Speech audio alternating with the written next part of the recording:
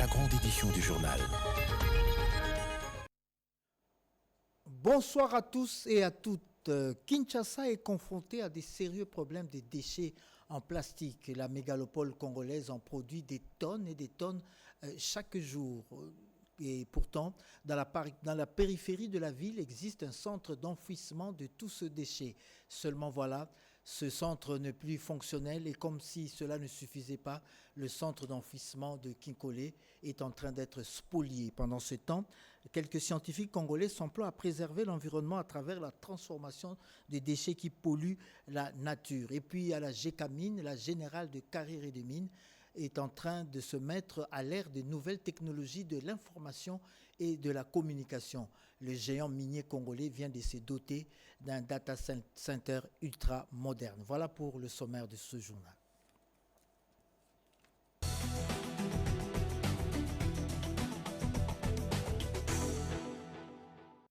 En cette fin de journée dominicale, l'actualité reste encore et toujours dominée par la pluie torrentielle qui s'y est tombée sur la ville ce samedi. Elle a occasionné, vous le savez, d'importants dégâts matériels et humains. Et pour parer à toute éventualité, plusieurs décisions viennent d'être prises au niveau de la ville.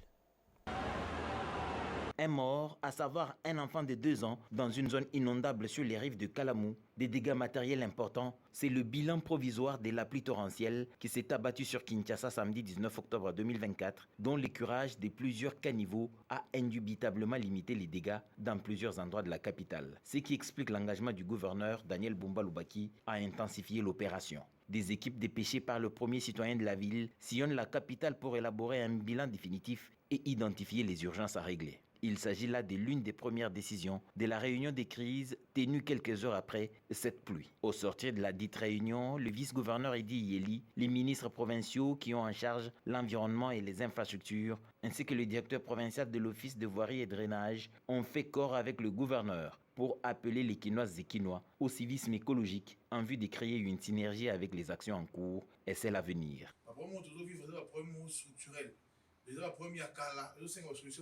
Les inondations sont des problèmes structurels.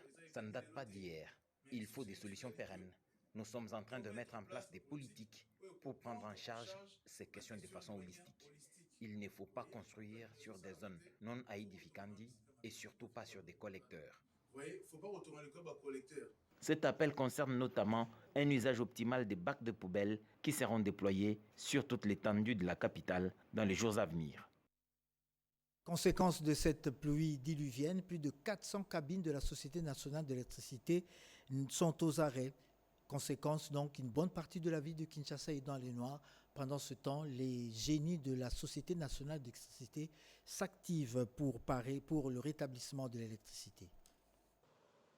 Une pluie apparemment légère mais avec des conséquences désastreuses a mis Kinshasa sous les eaux. Les postes haute tension de la SNEL SA Funa dans la commune de Limete n'a pas été épargné. Le ministre des Ressources hydrauliques et électricité, le professeur Dr Teddy Luamba Mouba, s'est rendu compte de l'étendue des dégâts qui ont entraîné une coupure de l'électricité. Premièrement, nous devrions passer pour constater tout ce qu'on a connu comme dégâts. Et ceci entre dans les assignations de notre ministère qui s'occupe aussi de la fiabilisation des serres d'électricité. Et la vision du chef de l'État, Félix-Antoine Tshisekedi Tshilombo, c'est de la proximité de notre gestion à la population. Nous sommes venus nous rendre compte de ce qui a été fait. Et surtout, cette zone, ce poste fait aujourd'hui objet de ces inondations. C'est devenu récurrent puisqu'il y a des occupations tout autour de ce poste qui conduisent à ce que le poste soit inondé par débordement. Des indemnisations ont été effectuées. On est venu se rassurer de l'avancée de ces indemnisations.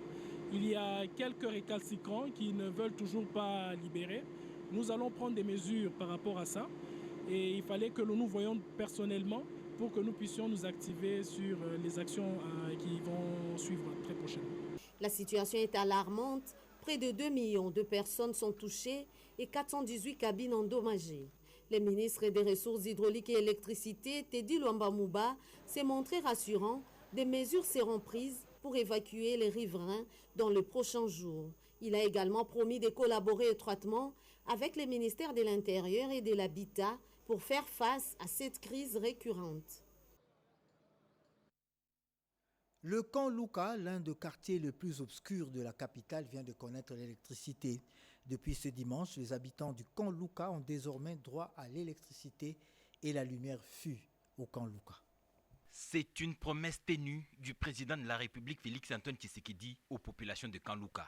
Dimanche, le directeur général de SNEL SA, Fabrice Lusinde, a effectué une visite sur les sites des travaux. Accueilli par le chef du projet, le directeur Michel Kaninda, le directeur général de SNEL a commencé par le point de perception des bureaux rénovés pour un travail optimal. Ensuite, Fabrice Lusinde, qui se faisait accompagner pour la circonstance de son partenaire Sogéac et des chefs des quartiers bénéficiaires, évoque les difficultés des débuts et la détermination de SNEL de tenir la promesse faite par le président de la République. Le chef de l'État avait promis aux habitants de Kanluka l'électricité et aujourd'hui on constate qu'il y a une matérialisation effective de la promesse du chef de l'État.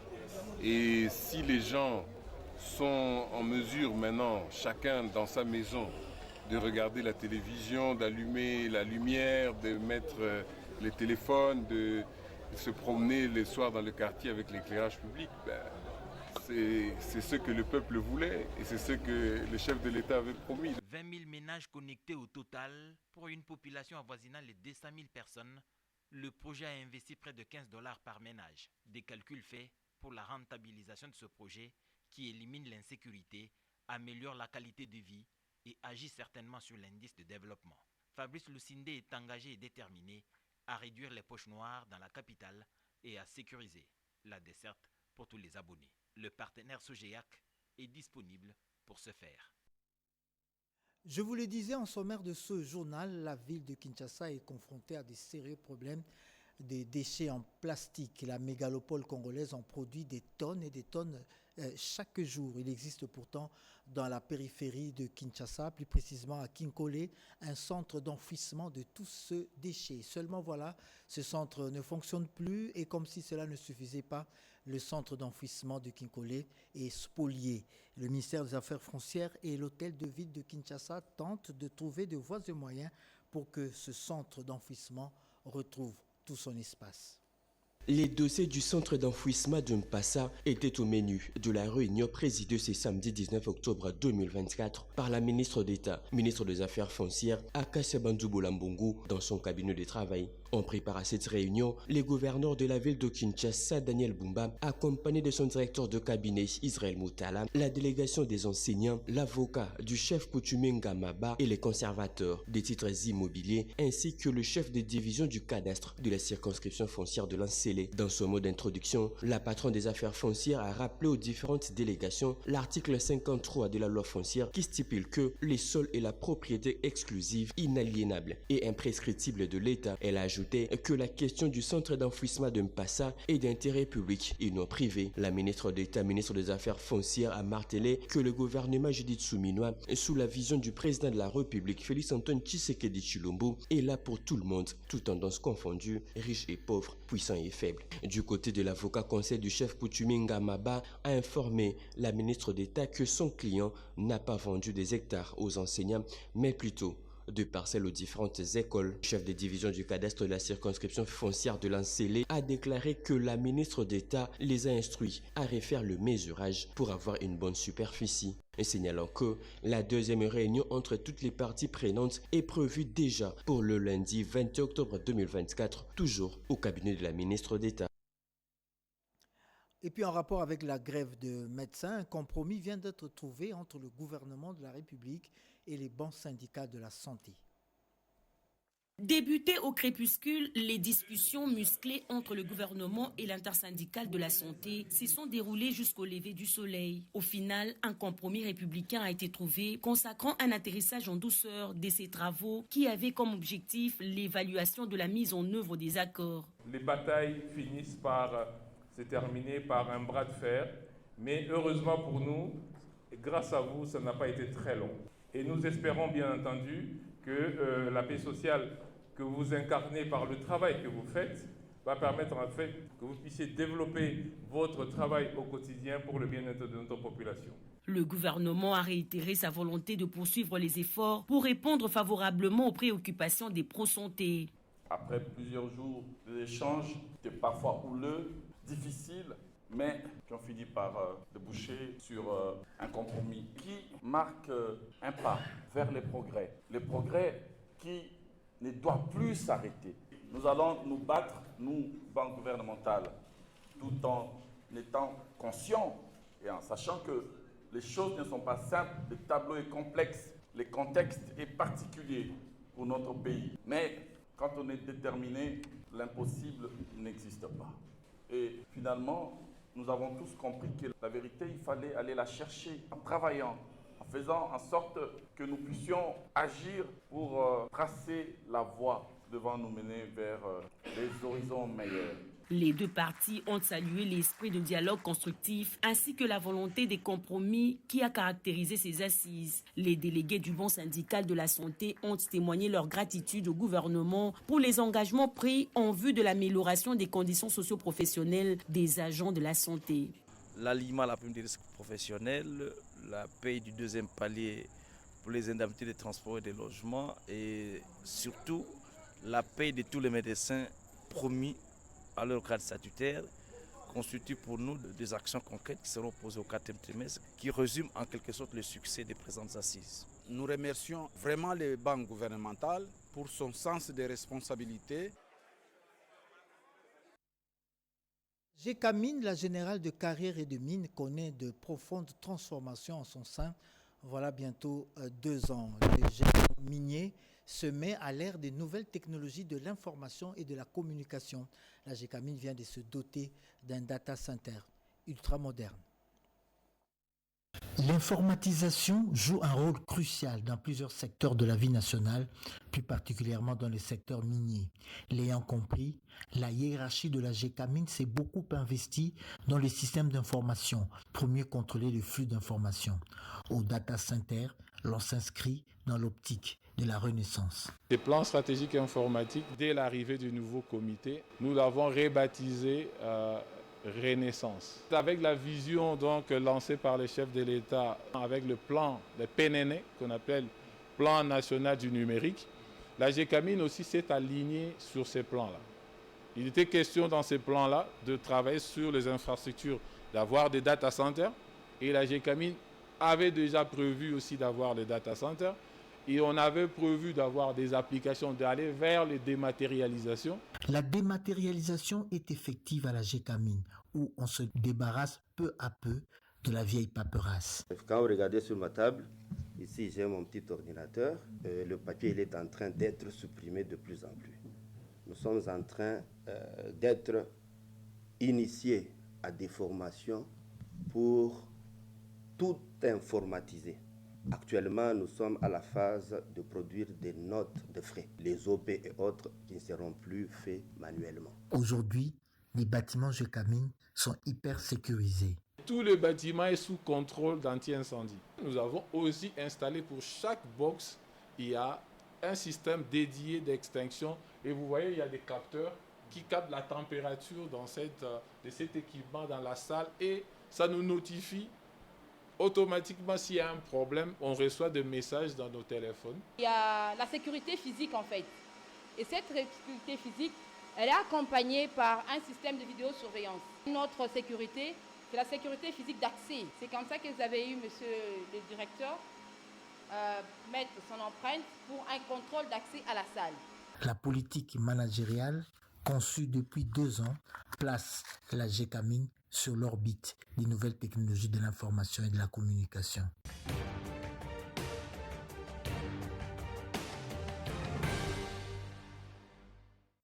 Comme tous les dimanches, Pierre Kibombe Somwe Issa vous fait le résumé des activités du chef de l'État pendant la semaine. La Cour de cassation a effectué sa rentrée judiciaire 2024-2025 le mardi 15 octobre au Palais du Peuple. Le président de la République, magistrat suprême, Félix-Antoine Tshisekedi Tshilombo, a assisté à l'audience solennelle et foraine de cette rentrée judiciaire. Dans son allocution, le bâtonnier national a fait un plaidoyer pour la défense des avocats en évoquant la complémentarité entre l'avocat et le magistrat. La rentrée judiciaire est l'occasion de jeter un regard rétrospectif sur l'exercice écoulé et fixer les objectifs pour l'avenir, a notamment indiqué le premier président de la Cour de cassation, Élie Léon Ndomba. À la Cité de l'Union africaine, le président de la République Félix Antoine Tshisekedi Tshilombo a eu des entretiens avec la ministre des Affaires étrangères du Libéria, Sarah Beisolo Nyanti. Le renforcement de la coopération bilatérale entre Kinshasa et Monrovia était au menu des échanges. Une commission conjointe sera composée au premier trimestre de l'année 2025 pour signer le protocole d'accord et mettre en place un mécanisme conjoint pour la coopération bilatérale, a déclaré la ministre libérienne au cours d'un point de presse co-animé avec son homologue congolaise des Affaires étrangères, Kaikwamba Wanière, au sortir de la rencontre avec le président de la République. Il a été également question de discuter de notre ambition d'occuper un siège au Conseil de sécurité de l'ONU au cours de l'exercice 2026-2027, étant donné que la RDC et notre pays partagent une histoire culturelle et ethnique commune, a renchéri Madame Beisolo. À une question sur les rumeurs d'un accord signé entre la RDC et le Rwanda, Madame Kaikwamba, qui parlait de l'évolution du processus de Luanda, a démenti ces allégations. Nous ne pouvons pas avancer vers une paix régionale si une partie refuse de reconnaître les griefs et les préoccupations de l'autre, a précisé Madame la ministre des Affaires étrangères. La tradition a été respectée le vendredi. Le Conseil de ministres a tenu à la Cité de l'Union africaine sa réunion hebdomadaire sous la haute direction du président de la République Félix Antoine Tshisekedi Tshilombo. La sécurité sur l'étendue du territoire national, l'administration du territoire et la problématique des transports en RDC étaient à l'ordre du jour de la 18e session du Conseil des ministres. L'évaluation de la campagne contre les monkeypox ainsi que d'autres questions en rapport avec l'économie, la justice et la fonction publique étaient aussi évoquées au cours du Conseil des ministres. Autre temps fort de l'actualité hebdomadaire avec Chantal Okoloba. L'actualité de la semaine qui s'achève a été marquée, entre autres, par l'adoption du projet de loi portant reddition des comptes 2023 et les projets de loi rectificatifs du budget 2024. Dans le secteur de l'éducation nationale, les gouvernements et les bons syndicats des enseignants ont trouvé un accord de principe et un arrêté interministériel portant création d'une commission permanente de suivi des accords de Bibois a été signé. Et dans le secteur de la santé, une commission paritaire gouvernement et bons syndicats de la santé autour d'une même table pour évaluer les accords conclus à Bibois afin d'éviter la grève dans ces secteurs. Aucune pénurie de carburant à Kinshasa, a rassuré la vice-ministre des hydrocarbures. La baisse des prix ne souffrira d'aucune faille. L'enveloppe du gouvernement a été annoncée par le vice-premier ministre et ministre de l'économie pour les manques à gagner. L'actualité de la semaine, c'est aussi cette conférence sur les mines, énergie et infrastructures de la province du Maniema, une occasion d'éventer les potentiels miniers de Maniema. Dans les volets coopération, la République démocratique du Congo et la République centrafricaine ont signé un accord de coopération militaire en vue de renforcer les liens en matière de sécurité. La délégation congolaise à la 149e Assemblée de l'Union interparlementaire par les présidents du Sénat a réussi à faire inscrire la résolution de la RDC relative aux questions sécuritaires et humanitaires dans l'est du pays au point d'urgence de cette rencontre internationale tenue à Genève en Suisse. Toujours à Genève, l'Organisation internationale des migrations et les vice-premiers ministres et ministres de l'Intérieur ont arrêté des stratégies pour une bonne sécurité et assistance aux déplacés. La Première ministre a pris part aux travaux de la 10e édition du forum Rebuilding Africa à Bruxelles, où elle a invité les investisseurs à venir explorer les opportunités dont dispose la République démocratique du Congo. Au sommet des chefs d'État de la CAC tenu à Malabo en Guinée équatoriale, la conférence a décidé de traiter les questions de l'insécurité créée à la Grande Orientale en République démocratique du Congo par les Mbororo, par la tenue prochaine à Kinshasa d'une réunion de haut niveau. 2 journées internationales célébrées cette semaine, la journée des femmes rurales et celle de la canne blanche. Une occasion pour la ministre des Personnes vivant avec handicap d'inviter la population à changer les regards vis-à-vis de ses compatriotes. Et enfin en sport, La République démocratique du Congo qualifiée à la CAN 2025 après cette belle victoire contre la Tanzanie.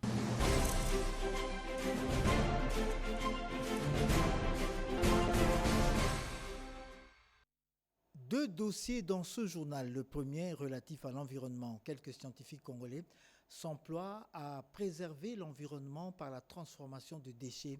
Ils veulent relever ainsi un véritable défi énergétique. Malou Mbela.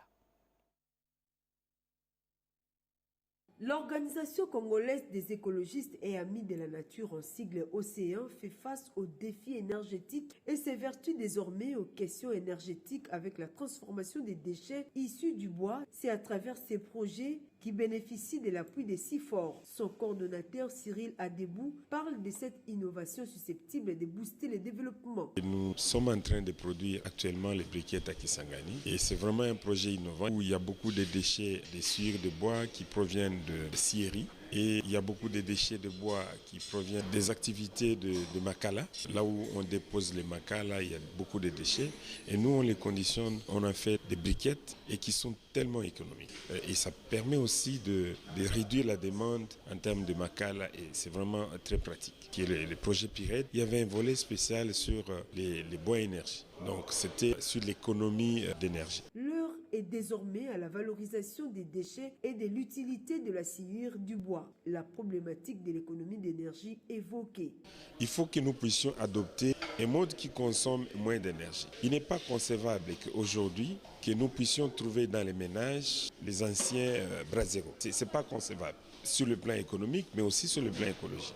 Nous devons laisser toutes ces questions de bois énergie pour migrer vers ces technologies qui utilisent le solaire. Et donc on pouvait avoir des technologies qui puissent focaliser l'énergie solaire pour commencer à cuisiner avec. Une démarche qui permet aux Congolais d'accéder à une cuisine propre. Des fourneaux traditionnels constituent une source polluante atmosphérique et présentent un risque pour la santé. Ces passages salutaires au four amélioré permettent de réduire les émissions CO2. Le second dossier de ce journal, lui, a trait à l'implantation des forages à Dimbélengue dans le Kasaï central, ceci pour aider les populations à avoir accès à l'eau potable. C'est un dossier signé Berthe Mukonkoli.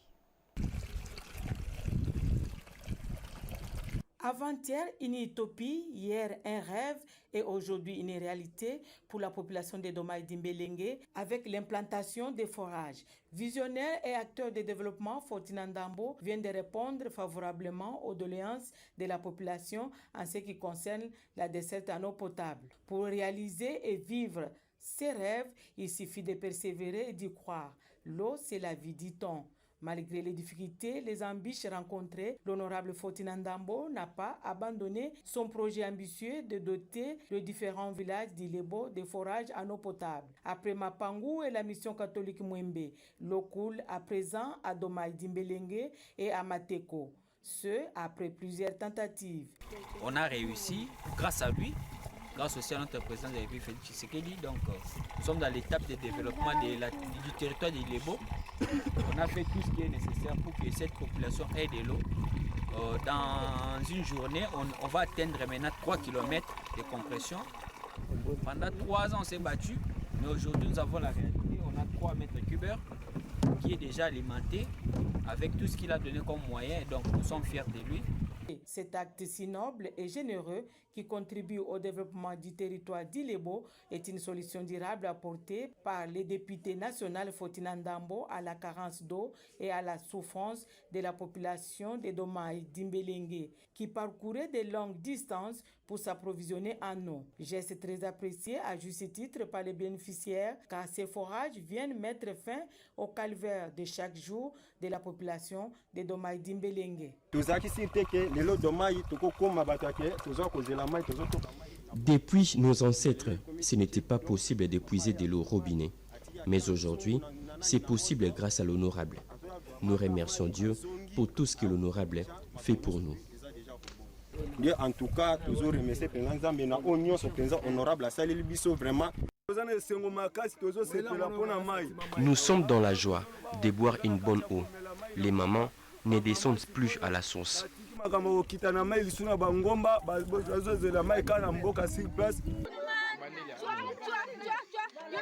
Tous les villages sont très contents.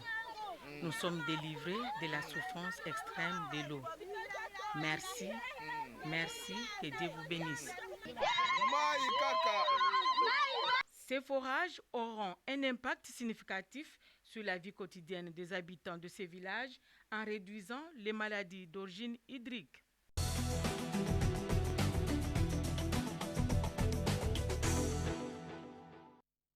Plusieurs hôpitaux du territoire de Luozi dans le Congo central viennent d'être équipés en matériel médical de pointe. La dotation est de Mme Nefertiti Ngoudianza, elle est rapporteure du Sénat et députée nationale élue de Luozi. Tous les hôpitaux des 10 secteurs que compte le vaste territoire de Luozi dans le Congo central viennent d'être dotés des équipements médicaux de la dernière génération. Ces dons précieux vont transformer notre capacité à diagnostiquer et à traiter nos patients avec une efficacité accrue. Je présente mes sincères remerciements à l'honorable sénatrice Maman Ngoudianza pour ce geste combien louable pour la population de Luozi. Je vais demander à l'honorable que ce geste ne soit pas le dernier. Des kits d'échographie, des lits de consultation, un générateur puissant, des blouses pour le personnel médical de chaque établissement de santé et des tubes de distribution. Nefertiti Ngoudianza Kisula promet d'autres dotations.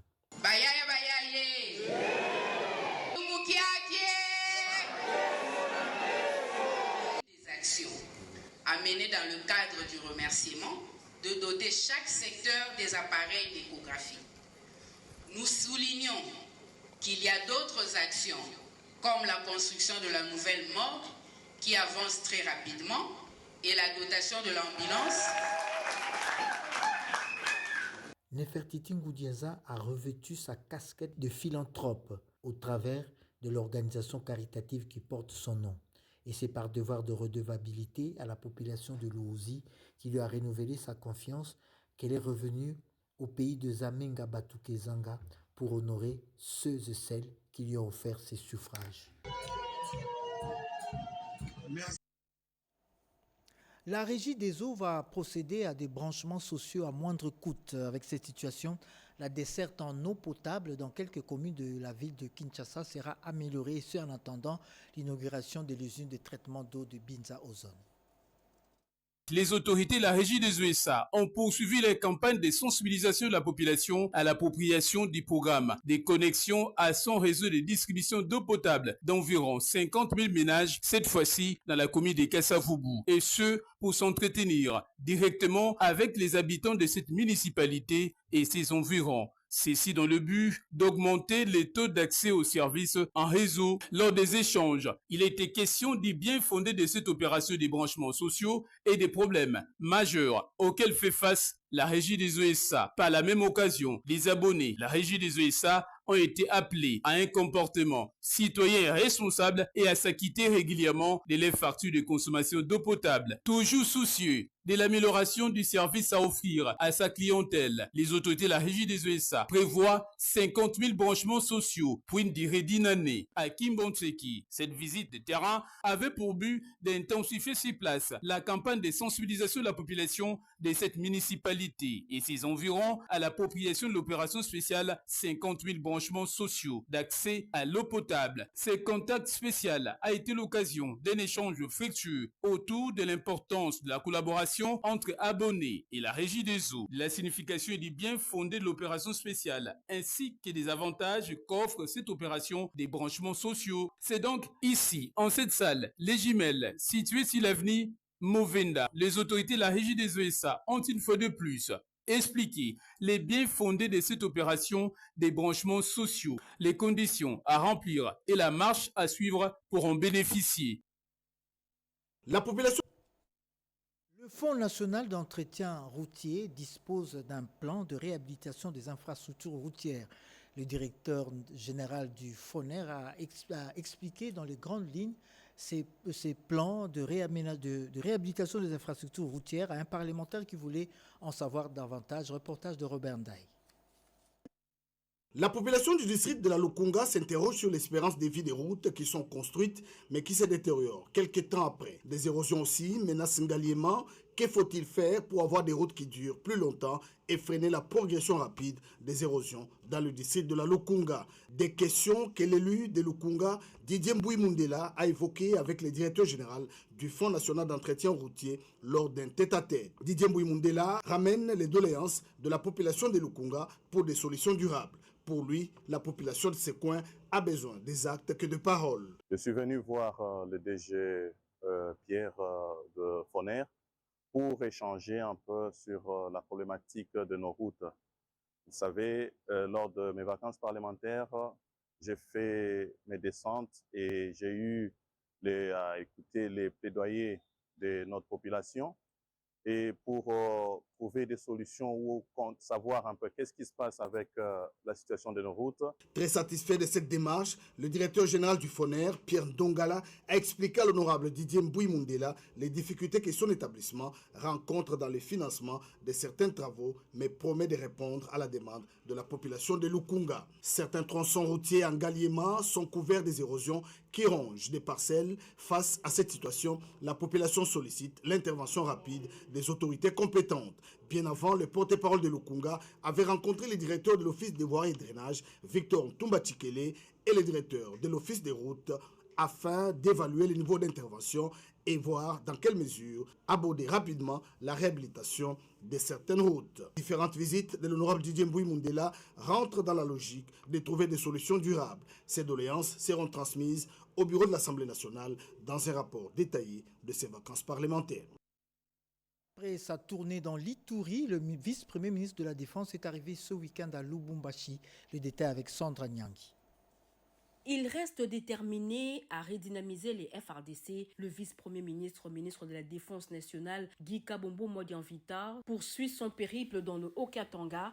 Il s'est entretenu ce dimanche avec le commandant 2e zone de défense et la 22e région militaire. Briefing sécuritaire, le commandant AI de la 2e zone de défense, le général Étienne Bintou, a présenté l'état de lieu de la situation sécuritaire de la 2e zone de défense ainsi que le rapport global des opérations. Évoquant les difficultés rencontrées, le commandant AI a proposé quelques pistes de solutions. L'exposé du commandant de la 22e région militaire, le général de brigade Edi Kapend Irung, a porté sur la présentation de la situation sécuritaire, administrative et logistique de la 22e région. L'activisme des groupes armés Bakata Katanga et Apana Napalé, les opérations d'offensive Mazigi Rabora et Usalama. Il a présenté la complexité de la 22e région du fait de sa grandeur, sa position stratégique, les intérêts économiques et par la même occasion salué l'accompagnement des gouverneurs de la province du Haut-Katanga et du Lualaba. Prenant la parole, le patron de la Défense nationale, Maître Guy Kabombo Modianvita, a argumenté chaque préoccupation soulevée, démontrant ainsi une parfaite maîtrise de la situation de la défense. Sous un soleil de plomb, le numéro 1 de la Défense nationale a tenu à visiter quelques infrastructures de l'armée, notamment le camp Major Vangou, l'hôpital militaire régional de Lubumbashi, le bâtiment du commandant et le chantier du bâtiment administratif de Afridex. Révolté par la spoliation de la concession des anciens combattants, le vice-premier ministre, ministre de la Défense nationale et des anciens combattants, a instruit des sanctions sévères contre les auteurs. En bon père de famille, le numéro 1 de la Défense nationale s'est entretenu avec les épouses et dépendants des militaires qui lui ont présenté leurs desiderata et quelques projets. En présence des élus nationaux, le gouverneur de province Jacques Kaboula et d'autres hauts militaires, pour joindre l'utile à l'agréable, il leur a laissé une enveloppe importante pour leurs besoins primaires.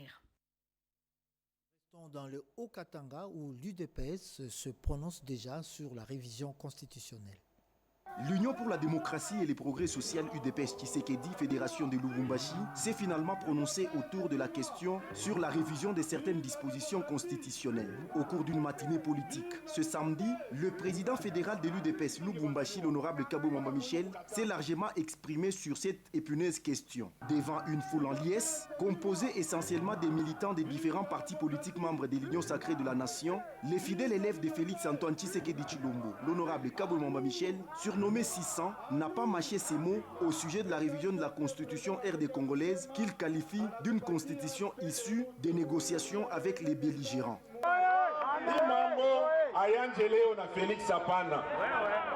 Tout comme na testament.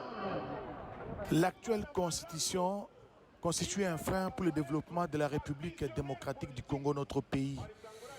Vous vous souviendrez de M. Laurent Désiré Kabila, l'ancien président qui a été tué, et il nous avait demandé de nous prendre en charge.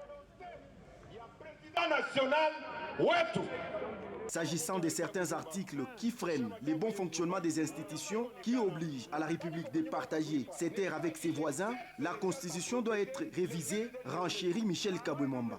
Une constitution à Issagué Congo. La question des révisions constitutionnelles n'a pas commencé aujourd'hui. Nous avons les testaments depuis 2011 de notre patriarche, Etienne Tshisekedi Mulumba, d'heureuse mémoire. Aujourd'hui, nous ne pouvons pas trahir sa mémoire. La révision de la Constitution comme testament du docteur Etienne Tshisekedi Mulumba aux Congolais demeure une priorité de l'Union pour la démocratie et le progrès social. Dans le même registre, une pétition vient d'être initiée justement pour cette révision. Elle émane de la Fédération de l'UDPS Lubumbashi. L'esplanade du bureau de la section Kimuchi de l'UDPS Lubumbashi 3 n'a pas su contenir le louchois venus à masse pour écouter les messages de l'honorable Aleka Bongo, élu local de la commune annexe. Épris du soif de la révisitation de la constitution en vigueur, tous les louchois venus à cette matinée politique ont exprimé les écrits, témoignant de leur volonté. Aleka Bongo, élu local de la commune annexe, a saisi de l'opportunité pour lancer officiellement la campagne de la collecte des signatures afin de saisir le Parlement congolais pour la révisitation de certaines dispositions constitutionnelles. Tout celui qui aime notre pays et notre président doit soutenir ces démarches, c'est-à-dire s'engager dans la sensibilisation pour récolter 100 000 signatures à déposer au Parlement pour la révisitation de certaines dispositions de la Constitution. Le dossier du secrétaire général Augustin Kabouya Chilumba était également passé au peigne fin. Aleka Bongo, élu local de la commune annexe dans la ville de Lubumbashi, a invité les combattants de l'UDPS à soutenir Augustin Kabouya car tout ce qui sévit au parti actuellement est l'œuvre des ennemis du chef de l'État. La mobilisation de la matinée politique de ce jour n'a concerné que la seule section Kimuchi de la fédération de l'UDPS Lubumbashi 3. Et puis, cette évaluation de projet bénéficiaire de l'accompagnement de l'ANADEC, l'Agence nationale pour le développement de l'entrepreneuriat congolais, son directeur général a effectué une visite de suivi dans les différents sites situés dans la partie est de la ville. Les structures bénéficiant de l'accompagnement de l'Agence nationale pour le développement de l'entrepreneuriat congolais, ANADEC, ont reçu ce samedi la visite du directeur général. Godefroy Kizaba Amkampese s'est rendu sur les sites du projet immobilier cité Banapoto du groupe MAMS Lolita, situé dans la périphérie de Kinshasa, à Kindobo, dans la commune de Lansele. C'est pour encourager les initiateurs de ce projet, les couples Lombi, que le directeur général est personnellement descendu sur place. Nous sommes étonnés de ce qui est fait, ce qui a été fait et ce qui sera fait. Parce que ce programme qui était juste l'immobilier, aujourd'hui nous voyons que ça dépasse le niveau immobilier. La promotrice Lolita Kiangebeni reconnaît l'accompagnement de l'ANADEC à ce projet ambitieux avant que les juridiques du groupe MAMS Lolita entrevoient les futurs dans ce partenariat avec l'ANADEC. Les impacts très positifs étant donné que nous sommes maintenant en voie et on est éligible pour des éventuels financements par rapport à nos projets. Peu avant de se rendre dans la commune de Lansele, le directeur général de l'ANADEC a assisté à la clôture de la formation sur l'entrepreneuriat et le business organisée par l'ANADEC au profit de la fondation My Glory World. Au cours de cette cérémonie, Godefroy Kizab Amkampese a reçu un trophée de bienveillance lui décerné par cette organisation de jeunes qui voit en lui l'exemple d'un leadership visionnaire. Et puis cette matinée d'échange entre le ministère du Commerce extérieur, l'Agence nationale de promotion des exportations, c'est au sujet de l'AGOA. Suivez ce reportage de Yvette Makuntima. C'était un moment riche en échanges qui a accompagné les débats sur la loi pour la croissance et les opportunités de développement en Afrique. Sur initiative AGOA, l'Agence nationale de promotion des exportations a organisé cette matinée d'échange sous le haut patronage du ministère du Commerce extérieur pour inciter ses opérateurs à capitaliser les avantages et opportunités qu'offrent ces marchés. L'engagement continu de tous les acteurs est nécessaire pour promouvoir les exportations congolaises et améliorer le taux d'utilisation des avantages du programme AGOA, encore faible à ces jours. C'est dire donc que, derrière le mot AGOA, il y a de volumes d'échanges et des chiffres importants, un débouché sur les marchés de plus de 350 millions de consommateurs sans payer les droits des douanes. L'une des problématiques majeures de la participation des pays bénéficiaires de l'AGOA à ce programme, c'est la sous-utilisation des avantages qu'offre ce programme. Le gouvernement de la République a adopté une stratégie avec 5 axes clairs, aussi bien en termes de soutien au secteur privé, en termes d'amélioration des infrastructures, en termes d'amélioration des procédures d'exportation, mais aussi en termes d'accès au financement, d'accès à l'énergie. Tous ces facteurs combinés sont importants pour nous permettre d'accroître notre taux d'utilisation de l'AGOA. Maintenant, il faut s'assurer qu'on rentabilise. Et par la rentabiliser, il faut regarder les marchés déjà qu'on a acquis. L'ANAPEX ne ménage aucun effort pour voir augmenter la quantité et la diversité de produits made in Congo sur les marchés américains. Kinshasa sera pendant quelques jours la capitale de la boxe africaine et ce, à la faveur du championnat africain de boxe, le 21e de la série. Les boxeurs venus de 28 pays d'Afrique vont faire leur démonstration de force au gymnase du stade de Martyrs. Les compétitions ont déjà débuté et les boxeurs congolais ont réussi leur entrée en lice. Retour sur la cérémonie d'ouverture de ce championnat africain de boxe.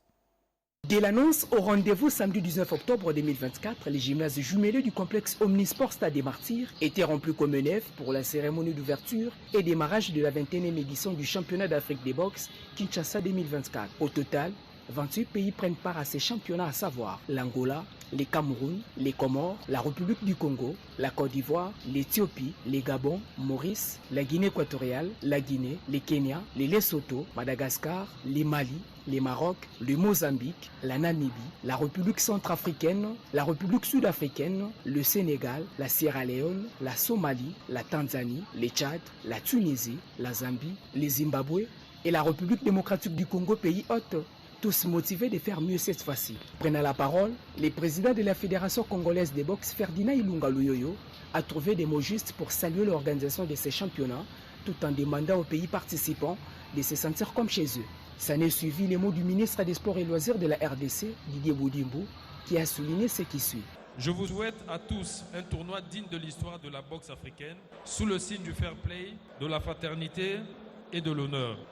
Sur ce, au nom de son Excellence, Monsieur le Président de la République, chef de l'État, Félix Antoine Tshisekedi Tshilombo, je déclare ouverte la 21e édition du championnat d'Afrique de boxe. Que le meilleur triomphe et que vive la boxe africaine. Cette adresse du ministre a donné le go pour les 10 combats des différentes catégories prévues au programme des premiers jours en présence de plusieurs autorités du pays.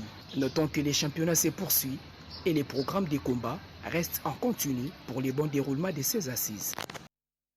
Après le gymnase du Stade des Martyrs, nous allons nous rendre à l'Université catholique Cardinal Malula avec Malou Mbela.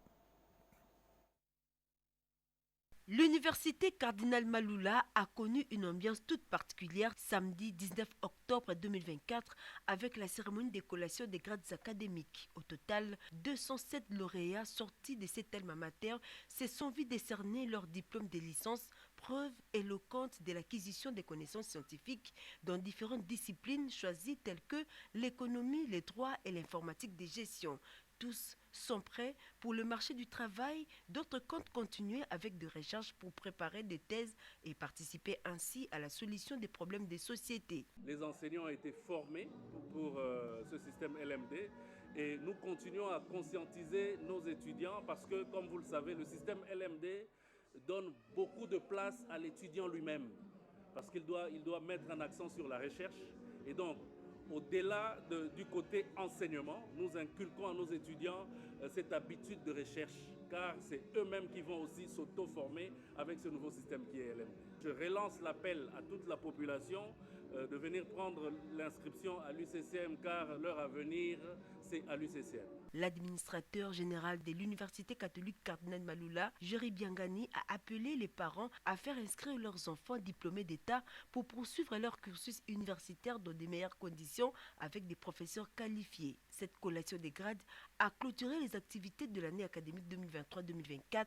Par la même occasion, le comité de gestion a procédé au lancement de l'année académique 2024-2025 à l'Université catholique Cardinal Maloula située sur l'avenue Sayo dans la commune de Kasavubu. Le nouvel évêque de Bouta, Monseigneur Martin Banga, a célébré ce dimanche sa toute première messe depuis sa nomination en tant qu'évêque de cette ville. La messe a été dite devant les fidèles du diocèse de Bouta qui habitent à Kinshasa. C'est avec ferveur et dévotion que Monseigneur Martin Banga Ayanyaki, désormais nouvel évêque du diocèse de Bouta, a célébré sa messe des prémices ce dimanche 20 octobre 2024 au couvent de la Sainte Rita à Limete. Dans son homélie, l'évêque célébrant principal est revenu sur l'essence de la mission aussi bien dans l'Église que dans la société. Pour aller en mission, il faut recevoir l'ordre divin et de la hiérarchie, a souligné Monseigneur Martin Banga en martelant sur l'essence de l'humilité, l'oubli de soi et la détermination. Il faut se mettre au travail comme Jésus-Christ, d'où l'abnégation pour réussir cette mission, a-t-il ajouté. Réunis pour cet événement eucharistique et exceptionnel, la communauté de Bouta, représentée par les notables, acteurs politiques, les fidèles catholiques et autres invités ont remercié le nouvel évêque de Bouta, Martin Banga, d'avoir répondu à l'appel des dieux. Un nouveau leadership impulse une nouvelle dynamique pour le progrès de la province du Bazouélé, a reconnu l'élu de Bouta, la quaesteur adjointe de l'Assemblée nationale, Grace Nehema Painini. Le développement de la province du Bazouélé nécessite une synergie d'hommes et de femmes, une synergie d'action qui doit impliquer tous les acteurs politiques, sociaux et même religieux. L'élu de Bouta en a profité pour lancer cet appel. Et c'est une bénédiction pour nous. C'est sa première célébration ici à Kinshasa. C'est vraiment une joie pour nous de voir le nôtre émerger. Nous sommes là pour le soutenir. J'ai toujours prôné l'unité. Pour ma province du Bazouélé, je ne cesse de les interpeller. Que nous devons tous nous unir main dans la main pour avancer. Ça concorde aussi avec la parole de Dieu, comme le serviteur de Dieu nous l'a rappelé aujourd'hui. Parmi les notables de cette région qui ont pris part à cette célébration des messes des prémices, l'ancien Premier ministre Mukonda Boza, le vice-ministre de l'EPST, l'ancien ministre de l'économie et commerce Nemoyato Bageboulé et la maire de la ville de Bouta, Madeleine Azevedo. Fin de ce journal, merci infiniment de l'avoir suivi.